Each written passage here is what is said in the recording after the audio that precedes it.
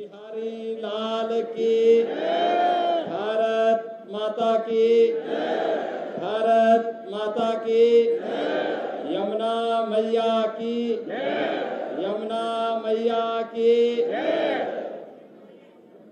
बहनों और भाइयों, आज पावन जन्माष्टमी का शुभ आयोजन है। मैं इस अवसर पर संपूर्ण वृंदावन वासियों को, उत्तर प्रदेश वासियों को और पूरे देश और पूरी दुनिया के अंदर जहां कहीं भी सनातन धर्मावलंबी निवास करता है और हमारे कान्हा के प्रति श्रद्धा का भाव रखता है, उन सबको मैं आज की इस पावन तिथि की हृदय से बधाई देता हूं। और उन सब के लिए अभी मैं श्री कृष्ण कन्हैया के श्री चरणों में ही प्रार्थना करके आया हूं कि उनके जीवन में शुभ और मंगल ही मंगल हो, ये कृपा उनकी सदैव बनी रहे। बहनों और भाइयों,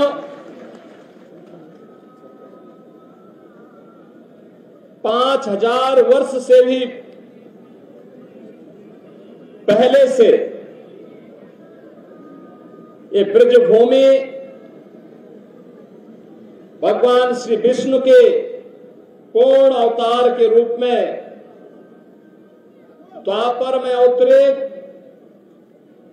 भगवान श्री कृष्ण के पावन अवतार और लीला की भूमि के रूप में जानी जाती है। ये हम सब उत्तर प्रदेश वासियों का सौभाग्य है कि भगवान श्री विष्णु के जो अनेक अवतार हुए हैं, उन्होंने अपने अवतार से उत्तर प्रदेश की भूमि को बार बार कृतार्थ किया है।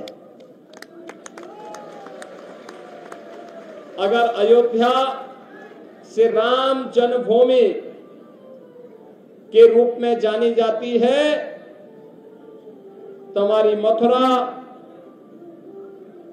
भगवान श्री कृष्ण के पावन अवतरण की भूमि है। भगवान श्री कृष्ण ने अपनी संपूर्ण लीला इसी ब्रज क्षेत्र में, यहां पर उनकी लीला को देखने जानने का सौभाग्य इस ब्रजभूमि को प्राप्त हुआ। आज भी यहां के रज रज में, कण कण में श्री कृष्ण की भक्ति, राधा रानी की शक्ति के दर्शन इस ब्रजभूमि में हम सबको होते हैं। जो भी कृष्णमय हुआ, उसने अपने जन्म और जीवन को धन्य कर दिया। बहन और भाइयों, ये हमारा सौभाग्य है कि मुझे पिछले 8-9 वर्षों से हर वर्ष 2 बड़े आयोजनों में यहां पर साक्षी बनने का अवसर प्राप्त होता है। जन्माष्टमी का पावन पर्व भी और बरसाना में रंगोत्सव के पावन आयोजन में भी। और इसीलिए हमारी सरकार ने तय किया कि हम लोग मथुरा, वृंदावन, बरसाना, गोकुल, बलदेव, गोवर्धन और राधा कुंड को तीर्थ के रूप में उसकी पौराणिक मान्यता को फिर से बहाल करेंगे। डबल इंजन की सरकार प्रधानमंत्री मोदी जी के मार्गदर्शन और नेतृत्व में इस पूरे अभियान के साथ पूरी प्रतिबद्धता के साथ लग करके अपनी आध्यात्मिक विरासत के संरक्षण के लिए और श्रद्धालु जनों की सुविधा के लिए अत्याधुनिक विकास के लिए प्रतिबद्ध है। ब्रज क्षेत्र के विकास के लिए ब्रज तीर्थ विकास परिषद यहां पर कार्य कर रहा है। सभी माननीय हमारे जनप्रतिनिधिगण मार्गदर्शन दे रहे हैं और कृष्ण कन्हैया की कृपा जो है यह क्षेत्र विकास के नित नए प्रतिमान को स्थापित कर रहा है। आज उत्तर प्रदेश अपनी आध्यात्मिक विरासत और अत्याधुनिक विकास के लिए देश और दुनिया के अंदर एक नए प्रतिमान को स्थापित कर रहा है। और आज ये मेरा सौभाग्य है कि जन्माष्टमी के अवसर पर मुझे स्वयं कहना कि इस पावन जन्मस्थली पर आने का सौभाग्य प्राप्त हुआ है। आप सभी के दर्शन भी हुए। आप सभी को मैं एक बार फिर से पूरे ब्रज वासियों को, मैं पूरे प्रदेश वासियों को आज के इस पावन पर्व पर मैं हृदय से बधाई देता हूं। हमारा संकल्प होना चाहिए, जो प्रधानमंत्री जी ने देश के स्वाधीनता के अमृत महोत्सव वर्ष के अवसर पर हम सबको संकल्पित करवाया था, और वह संकल्प थे पंच प्रण के, गुलामी के अंशों को सर्वथा समाप्त करना, स्वदेशी को जीवन का मंत्र बनाना, विरासत के संरक्षण के लिए कार्य करना, देश की सीमाओं की रक्षा करने वाले और देश के अंदर आंतरिक सुरक्षा को बेहतर बनाने वाले जवानों का सम्मान करना और समता और सामाजिक एकता के लिए कार्य करना। बहनों और भाइयों, आज जब हम काशी में जाते हैं तो काशी विश्वनाथ धाम हम सबके सामने पूरे वैभव के साथ देश और दुनिया को आकर्षित कर रहा है। अयोध्या में जाते हैं, 500 वर्षों की गुलामी के प्रतीक समाप्त हुए।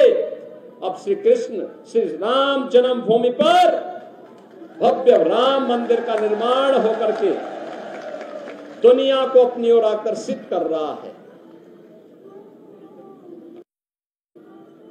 हम लोग योग माया की उस पावन भूमि पर जाते हैं जो विंध्यवासिनी धाम के रूप में आज दुनिया को अपनी शक्ति का एहसास करा रही है।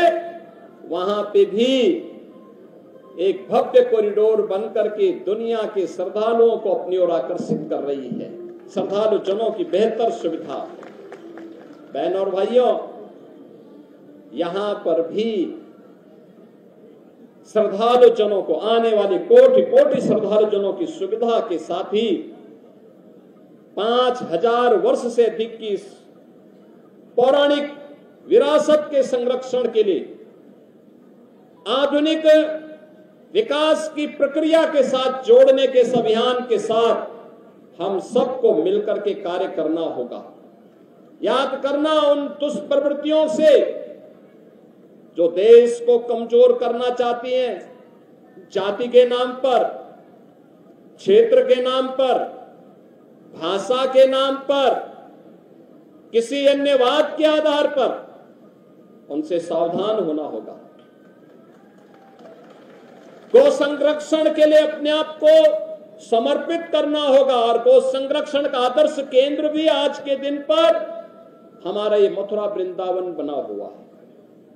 यहां पर अनेक बड़ी बड़ी गौशालाएं काम कर रही हैं और इसीलिए डबल इंजन की सरकार ने व्यवस्था की है कि निराश्रित गौ आश्रय स्थल पर कोई भी गाय रहेगी कोई किसान, कोई अन्नदाता किसान अगर उसका संरक्षण करता, उसका लालन पालन करता है, तो सरकार उस परिवार को, उस किसान परिवार को 1500 रुपये हर महीने उस गौ माता की सेवा के बदले उपलब्ध करवाएगा। 16 लाख से भी गौवंश का संरक्षण वर्तमान में प्रदेश के अंदर किया जा रहा है। लगातार इस पर सरकार कार्य कर रही है, क्योंकि हमारे जो प्रतीक हैं सनातन धर्म के, मां गंगा है, मां यमुना है, गौ माता है, गायत्री है, हमारे तीर्थ हैं। जब तक ये है सनातन का ध्वज ऐसे ही दुनिया का मार्गदर्शन करता रहेगा, विश्व बंधुत्व के भाव के साथ दुनिया को एकता और शांति और सौहार्द का मार्गदर्शन करता रहेगा। एक बार फिर से आप सभी को श्री कृष्ण जन्माष्टमी की हृदय से बधाई देता हूं, अपनी मंगल में शुभकामनाएं देता हूं। मेरे साथ बोलेंगे श्री केशव देव महाराज की, श्री कृष्ण कन्हैया की, श्री राधे रानी की, श्री यमुना मैया की, भारत माता की, भारत माता की।